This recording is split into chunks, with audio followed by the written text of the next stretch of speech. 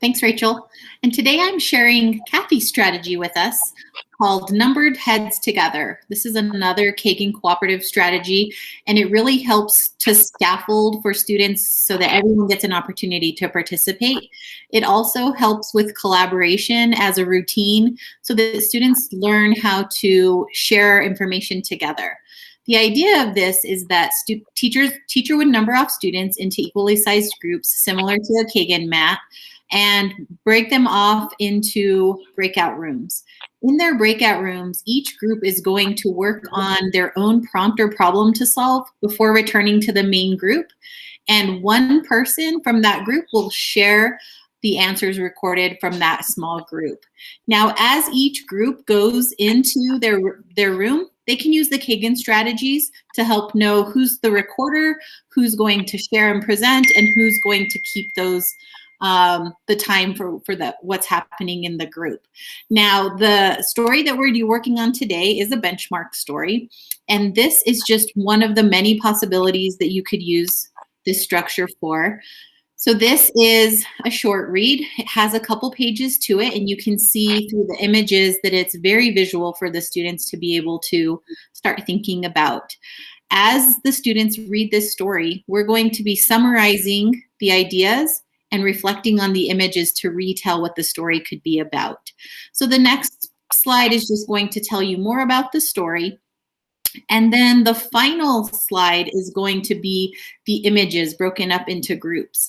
So similar to what Rachel did, because we're not going into breakout rooms today, I'm going to ask my 5 participants from the chat or from the group today to think about one of the images that I assigned to you. And I'm going to start at the bottom today.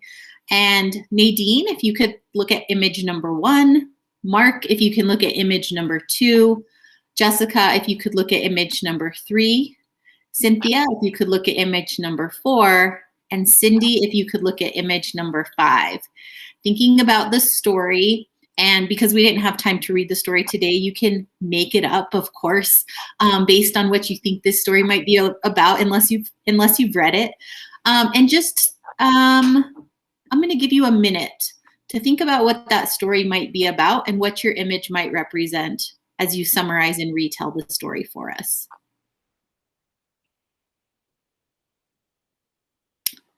Now that was a very fast minute, I recognize. Of course, in breakout rooms with your students, you could give them 5 to 10 minutes to discuss and think about their story. But for today, we're just going to pretend we know what we were talking about. And so for number 1, if I could have Nadine, tell me a little bit about your first image. What do you see in image number 1?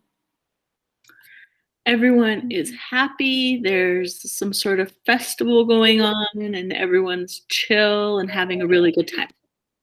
Perfect. That's exactly what the story said. I'm so surprised that you knew exactly about that.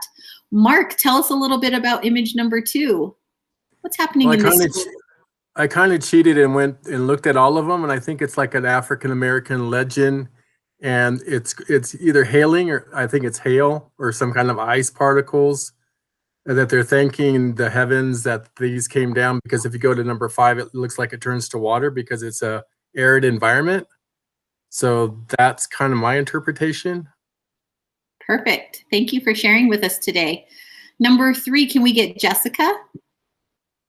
So this is our story that we read like last week. So I know that the sky is giving the villagers a warning because they're eating the sky, which is their food. That's why they're so chill in number 1, because they don't have to work for food. So they're getting a warning from the sky in picture 3. Thank you. Thank you for retelling us and giving us some background knowledge as well. Cynthia, can you tell us a little bit about image number 4? Well, I have no idea what this story is, so I'm just looking at the image, and it looks to me like they are getting their water most likely from the sky. It looks like it's a cloud source of water, and it looks like they're drinking it. It certainly is splashing on them. Perfect. And Cindy, for our last image, number 5. Looking at the image, I see a grandfather that is watching over his grandchildren, and happy about the experiences they're having on his land, and that he's seeing that they value what he's provided for them, the apples on the tree and the chicken and the water. Perfect. Now, if we were using this numbered heads together strategy in our classroom, we had small groups discussing their image and coming together to retell that's part of the story. Of course, they would have the text in front of them. One person would be the recorder. One person would be keeping track of time. One person would help keep ready so that everybody knew who was going to present this. And you can see on the next slide some of those expectations as you went into breakout rooms, giving them a goal so that they knew exactly what they were doing, giving them a time limit. But for today, you guys did fabulous in sharing this strategy. Now, down in the comments of this slide, and you guys all have them, there are some additional ways that you can modify this to work in your own classroom, and think of some different ways that you could use numbered heads. The last slide is going to be kind of how we could take this into hybrid. Not every student is going to be in front of us to be able to either go to a breakout room or to collaborate. So using Flipgrid is a great opportunity for students to be able to share ideas similar to numbered heads and maybe leave their ideas for one person to come back and record their answers. You could do this as a flipped classroom where they all record their answers, come back in, and share their ideas when they're in the classroom, or using Jamboard where students can type if you have students who are readers and writers to be able to do that. And some variations to this is that everybody from the group together can make one story as a big book. Students could work to solve math problems. This doesn't have to be for literacy. They could also just share ideas around science or social studies ideas as well. So lots of ideas to be able to use numbered heads.